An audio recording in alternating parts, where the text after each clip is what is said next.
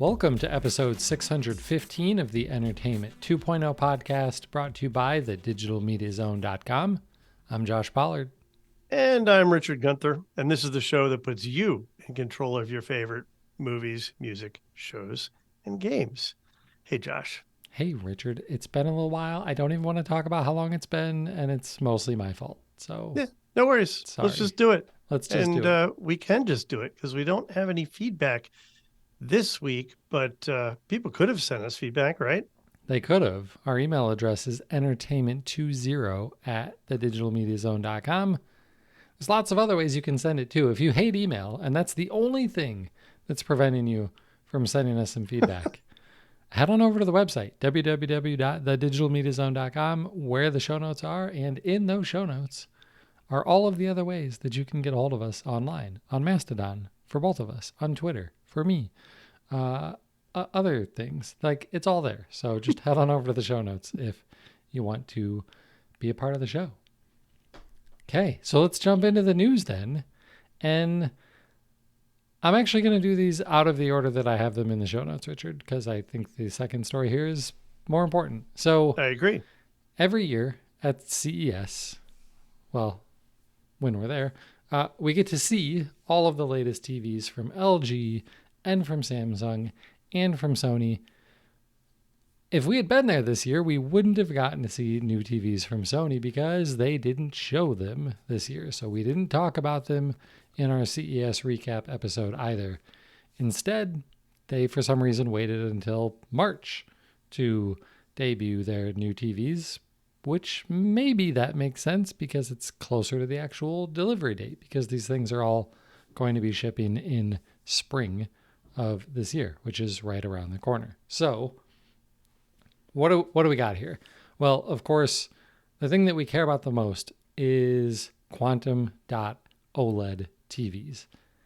They had one last year. They've got a new one this year. It is absolutely the top of the line model. And the article that we're going to link to about these is from the only person that I really think that, like, if you're only going to pick one person to follow on the entire internet about TVs, it should be David Katzmeyer over at CNET. Yes. That's right? An endorsement. Right?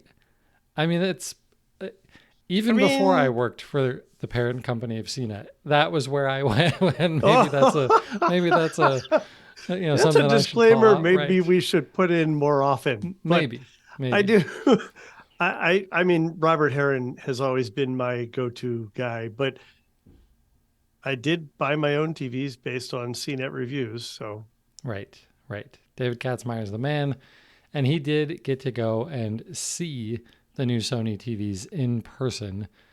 And what he found out about them was that the new model, the new QD-OLED that is the top of the line model, is the A95L. You can start to depict these model names. So the A95L, the A series are their OLEDs. The 95 is just the top of the line. And the L is this year because last year was the K. So last year's model was the A95K. That's what we're comparing against. Sony didn't give any actual numbers in terms of peak brightness on these things. That's what we're really looking for when it comes to quantum dot OLEDs. Is it brighter? Because that's what it's supposed to be. It's supposed to be brighter. That's the downside to OLEDs. They are typically not as bright as QLED TVs, and especially not some of the mini LED TVs that are out there. So is it brighter? Well, apparently it is twice as bright as last year's A95K. In what regards?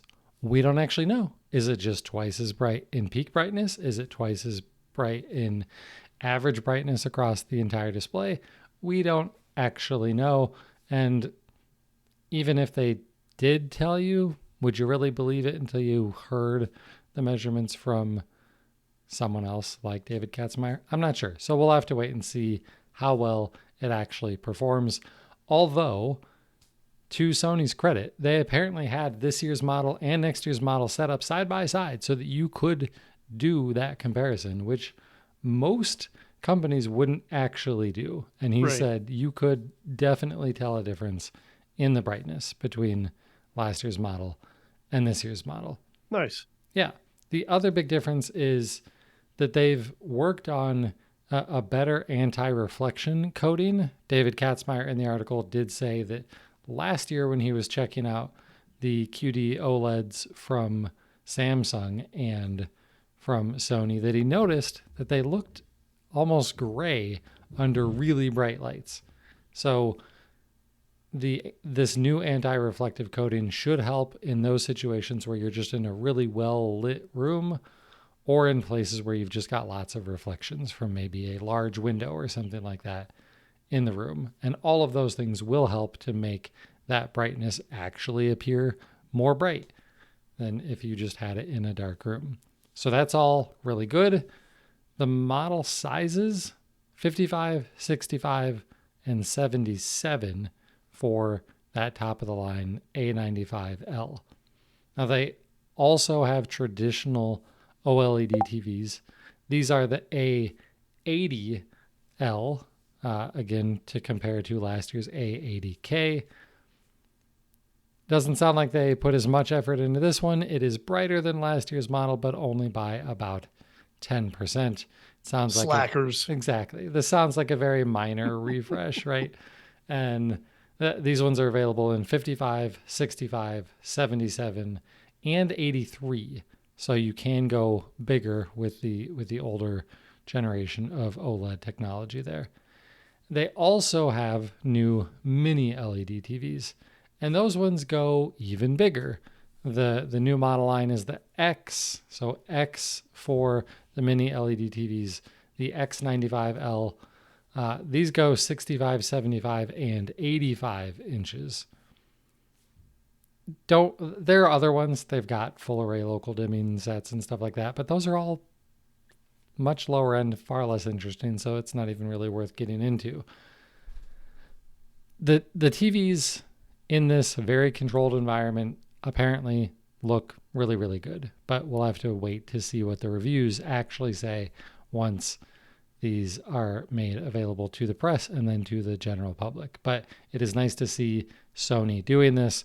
They've also got some new gaming specific functionality that they've put into these TVs, a new gamer mode, which does have some easy access to controlling some of the more gamer specific settings, and even has a feature that you can turn on that will always put a crosshair in the middle of the screen. Could be really useful for first or third person shooters that maybe don't always have a crosshair. Maybe you're playing a shooter that is in like a hardcore mode where it won't even show you a crosshair for where you're aiming. This would give you a little bit of an advantage in that mode, and might just be useful all the time. I'm not sure. This feels like a gimmick to me. Yeah. But maybe. Strikes me as really weird. And why would you be guaranteed that what you're shooting at in a game is center screen? I mean, it could be anywhere, right? Well, no, it is typically the center of the screen. Like as you move your joysticks around, the target of your gun is typically the middle of the screen. All right.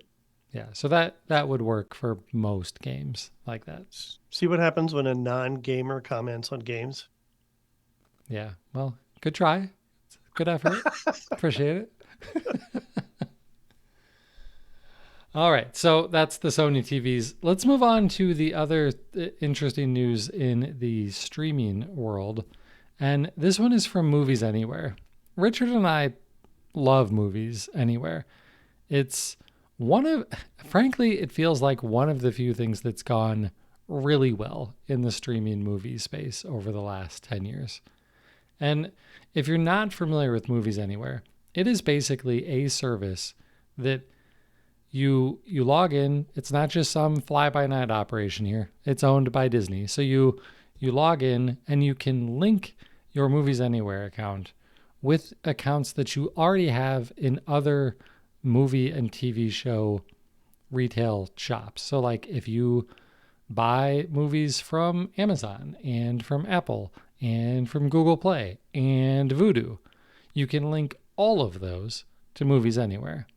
And then in any of those apps and in the Movies Anywhere app, you can see everything that you've purchased, regardless of which of those ecosystems you purchased that content. It's really nice to see everything that you own all in one place. It's kind of like Plex, but for the movies you've purchased digitally or used a digital redemption code from a Blu-ray disc that you've purchased. Yeah. Well, almost everything. Correct. It's not quite everything. We never quite got to the panacea because Paramount and MGM and Lionsgate decided they didn't want to play ball with this. So it's almost everything. I'm hoping at least with MGM that changes now that that's under the Amazon umbrella and Amazon's already a player. It would be kind of ridiculous if MGM wouldn't come on board at some point. That's a really good point. That'd be really nice to see soon. Okay, so that's what Movies Anywhere is, but that's not the news. The news is that way back in, well, actually, I think this started before the pandemic. This feature's been around for a while. They introduced a feature called Screen Pass. And what Screen Pass does is it effectively allows you to lend movies that you own to your friends. Now, there are limitations on this. Not everything that you have was available to work in this program, but Richard could say, hey, Josh, if you want to watch Top Gun, I'll lend it to you. And he would send me a code, and I would go to my TV and do all of this, and bam, I'd get to watch his copy of Top Gun Maverick. There are more details, like maybe it was that you couldn't watch it while I was watching it. Like there were all sorts of limitations here. There were limitations. There were timing things on it. Just like it's almost like you were checking it out of my library so that you could use it for a while. Right. And the reason that we're kind of talking past tense here is because it's about to be a past tense feature. That's the news. Screen Pass is going away. Movies Anywhere has decided, for whatever reason, that they don't want to support this anymore. We don't actually know why. The best guess that we can come up with is probably low usage, because while it is cool and I've talked about maybe using this service to watch some of the movies that Richard owns because he has a bigger library than I do, I don't think I ever actually did it. And if the dudes hosting a podcast talking about this sort of stuff aren't even trying it out, then the general public probably isn't doing it very often either. But it's such a great idea.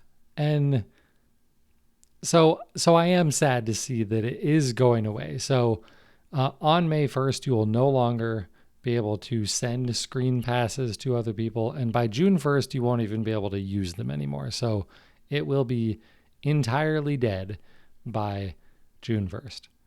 So that stinks. I would like to see this sort of thing be picked up by someone else, but if it were to be anyone else, it would be limited to a particular ecosystem. If Apple picked this up, then it would probably only be for movies that were purchased by in the Apple ecosystem. Maybe, right. Although maybe not, because when your movies are connected through Movies Anywhere, if I purchased a movie in Google Play, I can watch it in Apple TV. Sure. Like, it works across all of those. So maybe it wouldn't have that limitation, but I could see it having that limitation. Yeah, so could I. But that's not all they're getting rid of. No. And this feature that they're killing off is more of a remnant of the early days of the pandemic. And that is that they're getting rid of their watch together feature. And Richard, I am betting that you couldn't care less that this feature is going away. I could not care less about this. I'm not. Maybe I tried this once or twice, and a lot of the other video streaming services started incorporating features like this throughout the pandemic, where you could both start where two people in different locations could start watching a show or a movie at the same time and see the same thing at the same time. So sort of like you were sitting on the couch next to each other, but you couldn't because, global pandemic. So everybody started rolling out these features, and Movies Anywhere did also, and they're saying, yeah, we're not going to do this anymore either. So after June 1st, the Watch Together feature is also going away. Generally not happy about losing features, but what I'm hoping this means is that they are continuing to reevaluate what this service should be and what sorts of features they should be focusing on. Because while we never really like to see features go away, every time new features are added to a service, those are features that need to be maintained forever. And there's a cost to that, even from the most simple software maintenance aspect of it. There is a cost to keeping software up to date. And I'm not really convinced that that's necessarily what's going on here, but those things do eventually add up and can lead to certain features of certain services being cut eventually. I have theories. Okay. So I think they're reevaluating what Movies Anywhere is.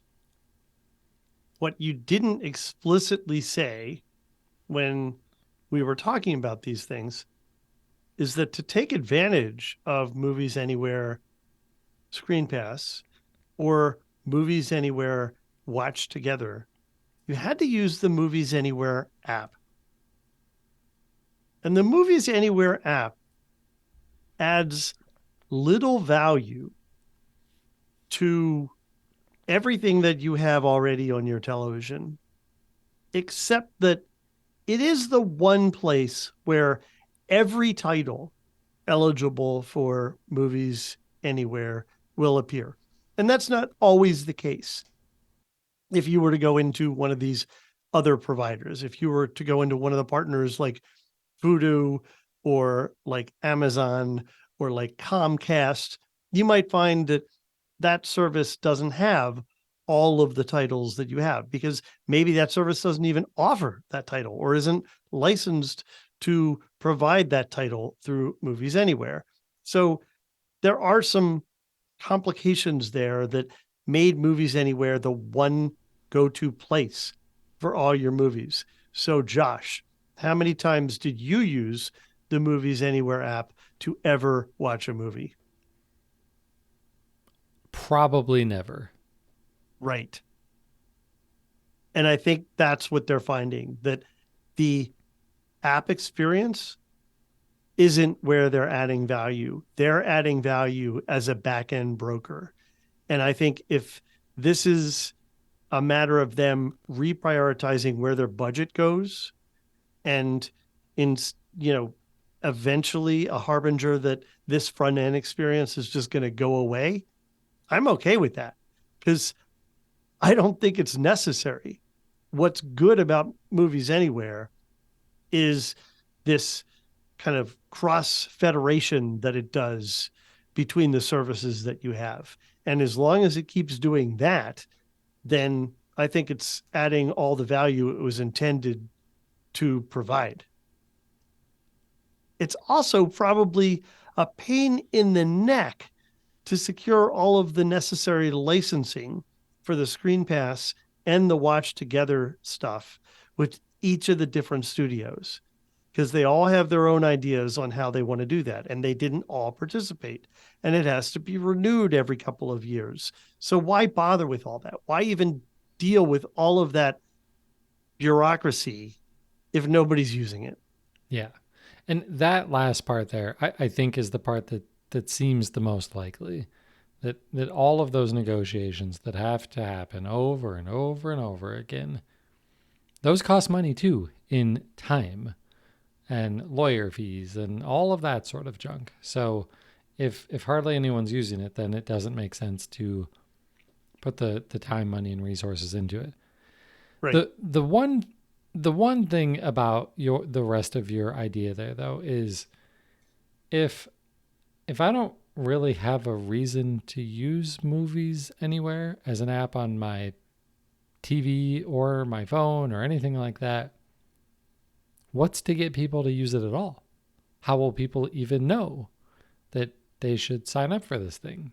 Like, Because every Movies Anywhere partner has a system setting where you can link to all these other services, and that's through Movies Anywhere, and they brand it as Movies Anywhere, and you have an ID of some sort through Movies Anywhere that you then have to, if I remember correctly, every year kind of reauthorize. mm-hmm. So I don't think it really matters. I mean, Movies Anywhere was the wider adoption of Disney Movies Anywhere, which ultimately kind of overtook the the not Voodoo. What was it called?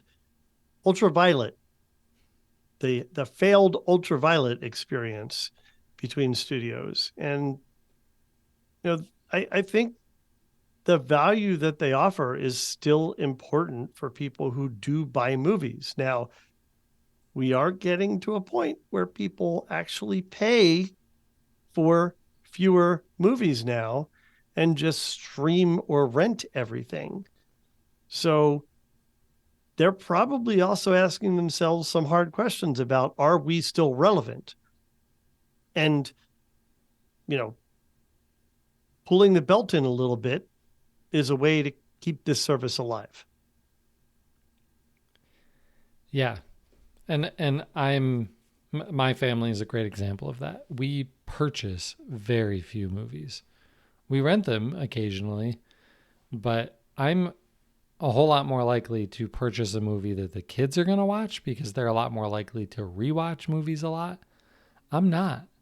When Jen and I decided last summer that we wanted to watch Jaws because we had never seen it, I still didn't buy it. Like I'm probably not going to watch Well, this again. right, We rented it. right, right.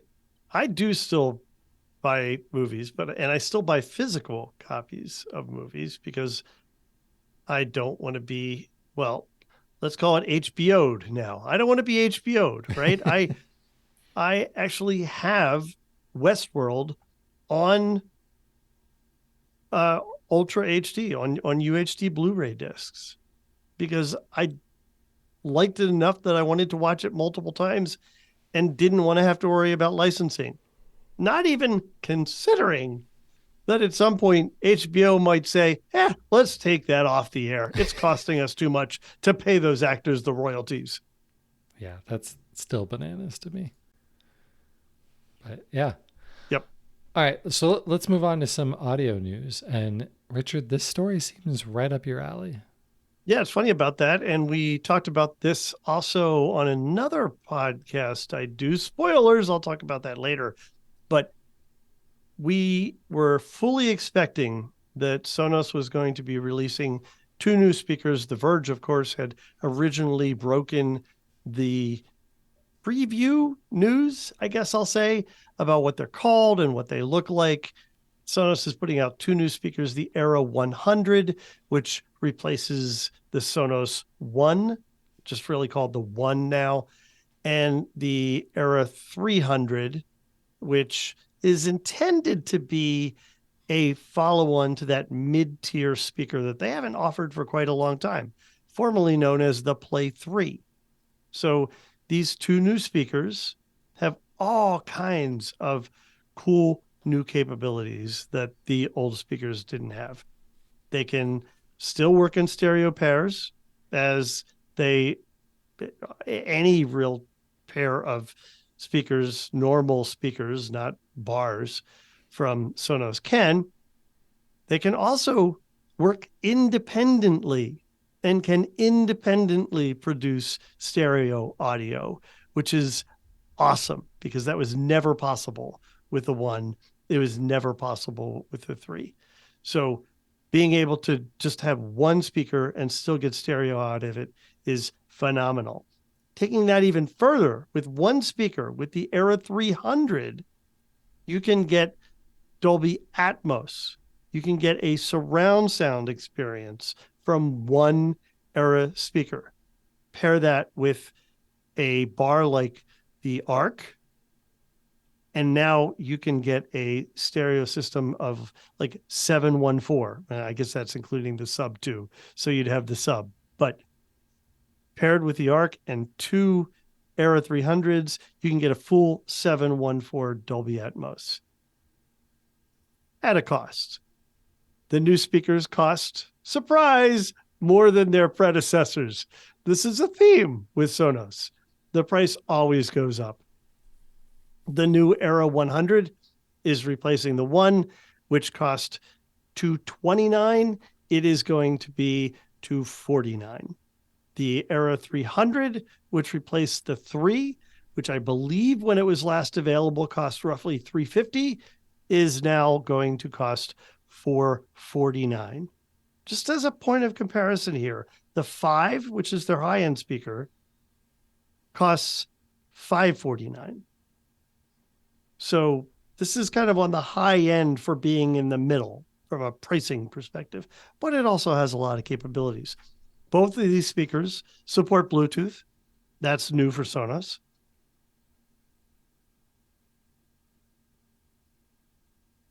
Both of these speakers have USB-C inputs on the back.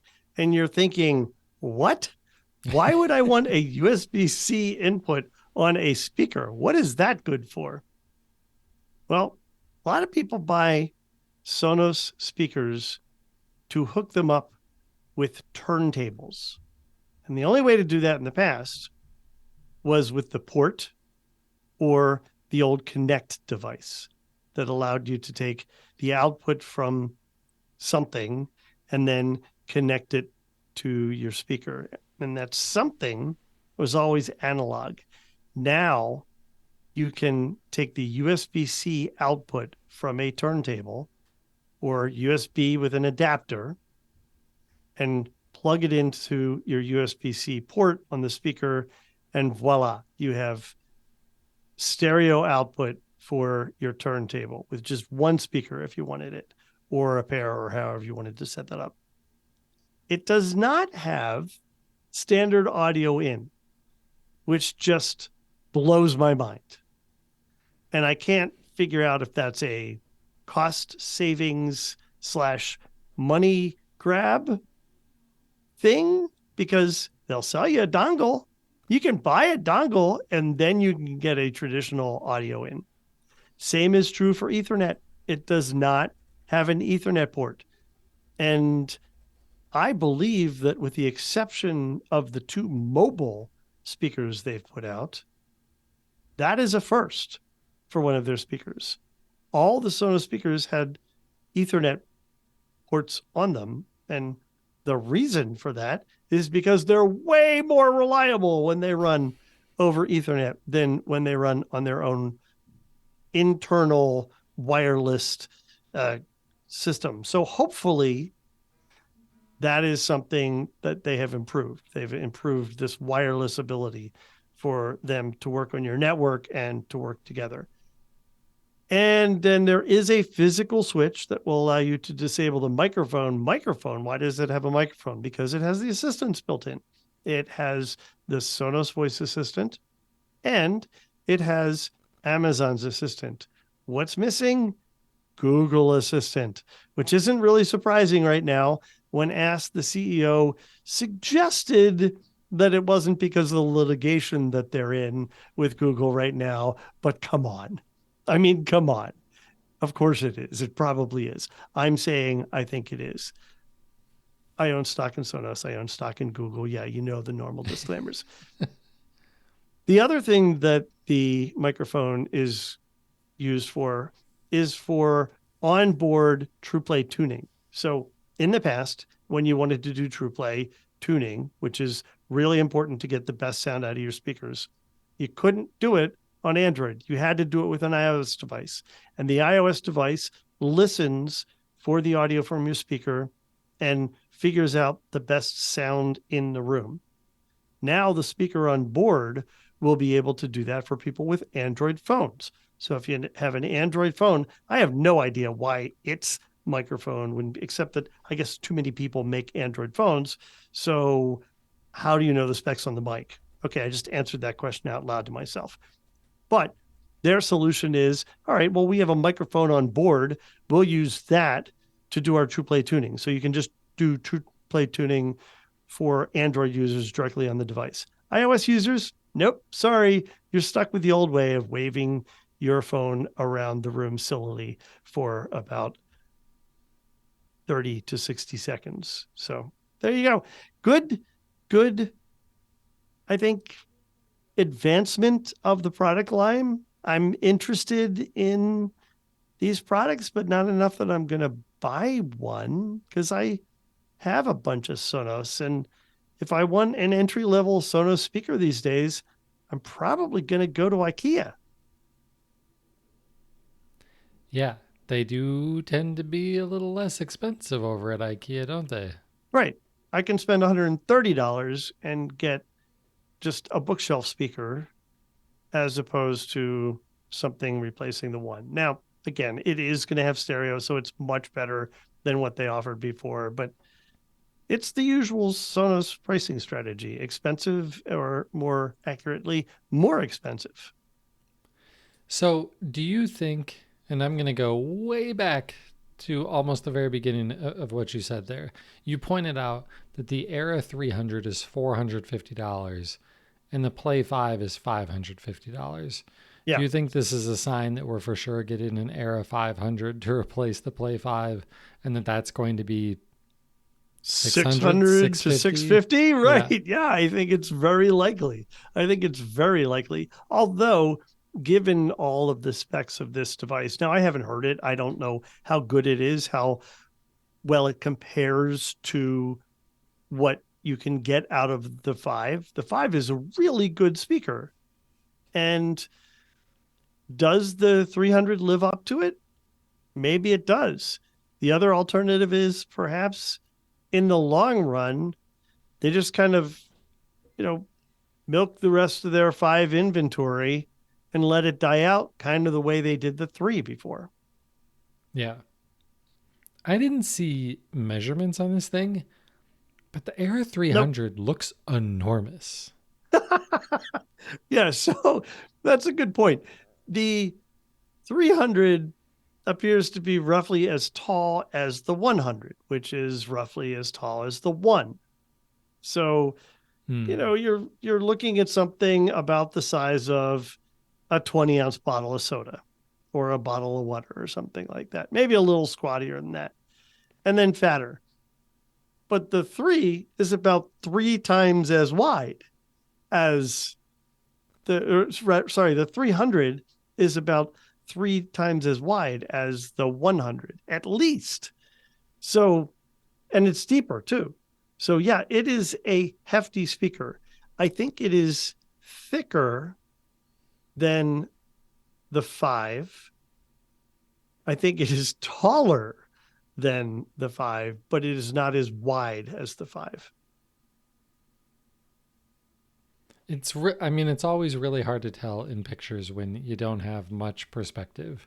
Yeah, and And I could have gone and looked at the dimension specs because I was kind of surprised by the heft of it as well, but I just haven't done that yet. yeah, because the Engadget post that we're going to link to has the very first picture is the Era 300 sitting on a table that looks like an end table, and it takes up the entire end table.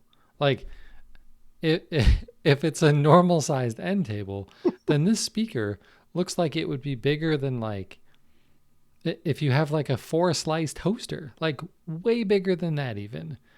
And if it's that big, like I don't think there's physical room in their product lineup for an Era 500. Yeah, I don't think it is. I think that's actually a good analogy. It strikes me as about the size of a 4 slice toaster. That might have to be a new unit of measurement I keep on hand.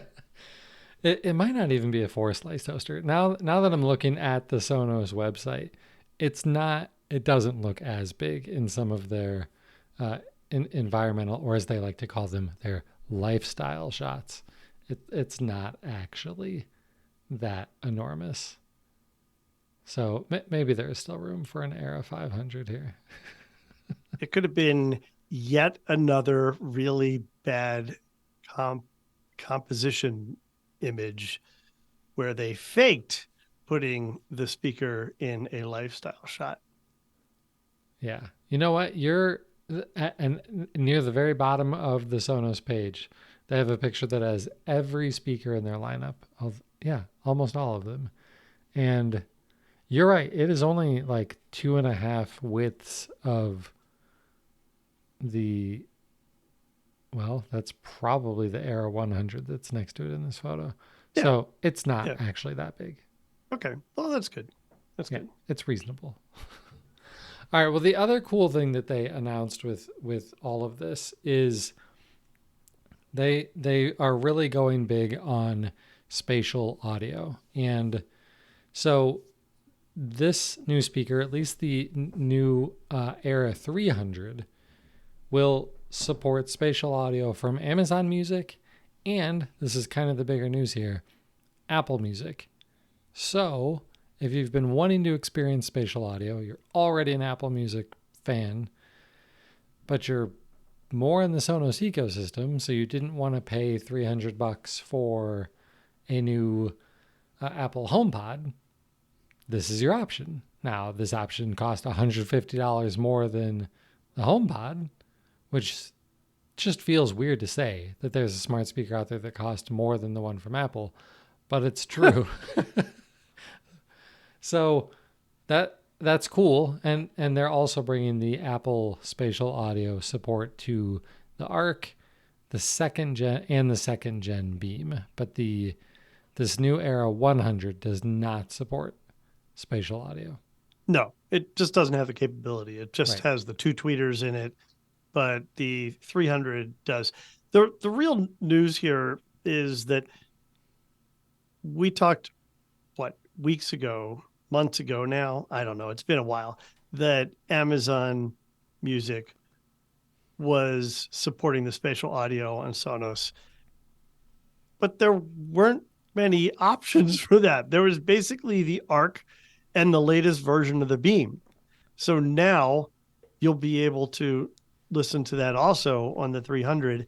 And completely independent of that, Apple Music is also going to be supported. So Apple Music spatial audio will work on all those devices that we just talked about. Right. Right. All right. Well, that's going to do it for our news this week. No gaming news for this week. Wow. Yeah, I kind of whittled it down. There's a little bit of stuff with the Microsoft Activision Blizzard acquisition, but I'm so tired of talking about it. I would prefer not to talk about it until it's finalized or killed. So didn't put that in there. We'll see. So instead, I kind of figured that since it's been like 3 weeks since we've done a show, you might need a little extra time anyway for what's been going on in your entertainment center. Yeah, I don't know this can be that long. I'm continuing to watch The Last of Us. It's so good. It is appointment viewing. There's only one episode remaining for this first season. It has been renewed for a second season. What I don't know, Josh, is if the seasons of the show are designed to follow the seasons of the game. So I don't know what to tell you in terms of how much game you need to have played to not get spoiled by the show. Right. Yeah, but it's good. I do need to know that because a little bit of a spoiler for what's going on in my entertainment center. I did pick the game back up again. Good. But there are 2 games. There is a sequel. So I have no idea because because I'm barely on social media, I have very easily been able to avoid any spoilers at all about this show. So I don't know. And so if someone would be willing to tell me in a very spoiler-free way, do they get into the second game during this season? I would love to know that. Yeah, we need to find out. I don't know the answer to that. I will tell you that there is downloadable content or DLC Oh, you're that is learning the part lingo. that is part of the storyline in the show. So that's kind of cool. Interesting. Yeah. Interesting. Yeah. So here's one question I have for you as someone who's watched every episode so far. How much time do they spend in Pittsburgh in the show? Because in the first game, it feels like you spend 3/4 of the game in Pittsburgh. That was my complaint as I tried playing through it the first time. You don't actually have to answer that, but I was just curious. I don't know if answering that question would be a spoiler, so I'm not going to Okay. answer it. Okay. The answer is not what you're expecting. Okay. So, all right. I also have been getting back to A Discovery of Witches season 3. We are 4 of 7 episodes through the final season of that. And I honestly think this last season has been the best so far. Every episode has been getting us to want to watch the next one right away. So they did a really good job with that. Up to Speed with Ghosts, which continues to be just very, very funny. That's a CBS sitcom, and I just highly recommend it. It's fun for the whole family. South Park's Worldwide Privacy Tour was one of the things that we watched. We haven't watched South Park in quite a long time, but one of our friends pointed out that South Park came out with something kind of mocking, not kind of, absolutely mocking the prince after his book came out. And I have to admit, as much as I enjoyed the book and as much as I do believe this story that Prince Harry is telling in that book, I thoroughly enjoyed this completely irreverent episode of South Park that just tore them to shreds. And I recommend it. It's funny. It's very entertaining. Last week, Tonight with John Oliver has started up again. So we're watching that again. I am up to date with Picard. Picard is, I don't know, I'm hot and cold on Picard. I am trying to enjoy the show without getting too hung up on its problems. I am watching the after show, The Ready Room, which is hosted by, which I should say is shamelessly hosted by Will Wheaton and all his geekdom. And he's just all there and being a total geek and excited about talking with the different stars about their role in the new show. So that's been kind of fun too. Continuing to watch Courtship of Eddie's Father, almost finished with season 1. I'm up to date on Abbott Elementary, which continues to be great. And I watched I forget where I heard about this, but I watched a BBC miniseries called London Spy. It was actually kind of hard to find. And it was just very, very bizarre. I don't know that I would recommend it. I enjoyed it, but it was very bizarre. And then I am continuing my Ted Lasso rewatch, which I need to rewatch potentially because I fell asleep in the middle of one of the episodes and it's Apple TV. So it just kept playing. And I'm not quite sure where I was when we last left off. So I might be trying to figure that out later this week. And a little bit more of the book that I've been listening to, Zero Fail. So that's it for me, Josh. How about you? I think you probably fell asleep in the episode where Roy Kent gets really angry. Yeah, that narrowed it. Thank you. Yeah, that's all of them.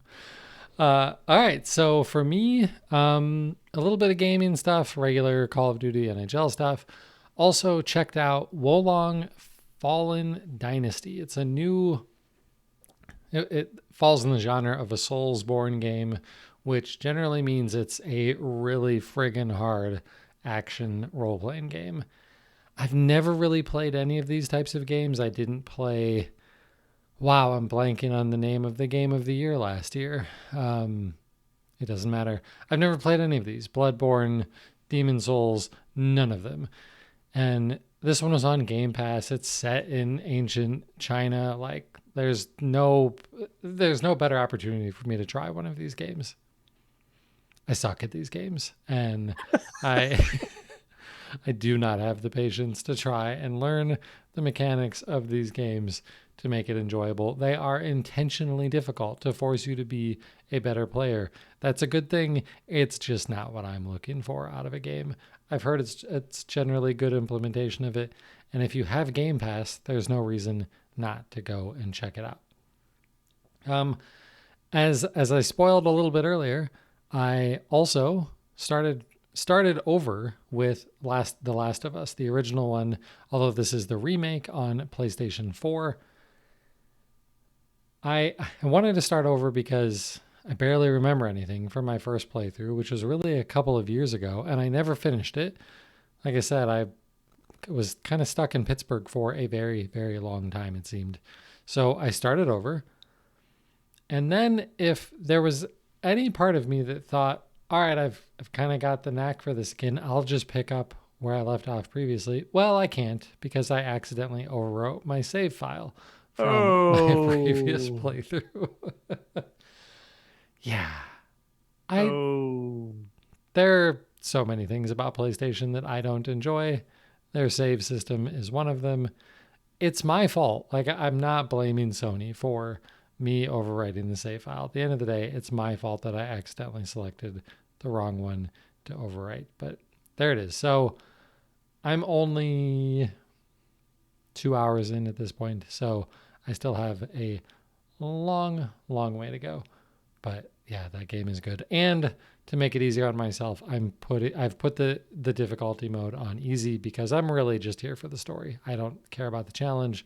I'm not that much into stealth games because they're tedious, and yeah, they get kind of boring when you die a lot because you're not super great at being stealth because you're not patient enough to wait for the clickers to walk and stop and make noises and then walk some more. And yeah, no, I just kind of want to keep going. I've also been playing some racing games on my Xbox, and I'll cover that more maybe next time after I've gotten a little bit more time to try out some new gear for that. So there's a little teaser there on how that's all working out. And we're watching Ted Lasso. I don't know that we've watched any more episodes since the last time you and I talked. We've been very busy, apparently. That's probably mostly my fault, and haven't made it back to Ted Lasso. Here's a question I have for you, Richard. Does Apple release all of these episodes at once, or is it a weekly thing? nope, weekly. Okay. So because Jen wants to watch all of season 1 and 2 prior to this. So it's going to take us a little while, and we've only got like a little over a week before this next season comes out, right? Yep, Yeah. 15th. Yeah. So assuming we can avoid spoilers, then maybe it's okay if this is going to take us a little while because maybe we'll get caught up, halfway through-ish the season and then can finish at about the same time as everybody else. Well, yeah, I mean, I don't know how big spoilers are for Ted Lasso. So I Right. think you're going to be okay if you dwindle a couple weeks. Okay, perfect. And I do have a book that I've been reading, and I read a lot of like management and leadership books, and a lot of times I don't really bring them up here because it's just yet another boring management book. This one I'm actually really, really impressed with though. And I'm not done yet because I've been taking it slower through a lot of books and podcasts and stuff as I've been listening to podcasts and things like that. So this one is called The Making of a Manager, and it is by Julie Zhao. I should know how to pronounce this. The last name is spelled Zhuo.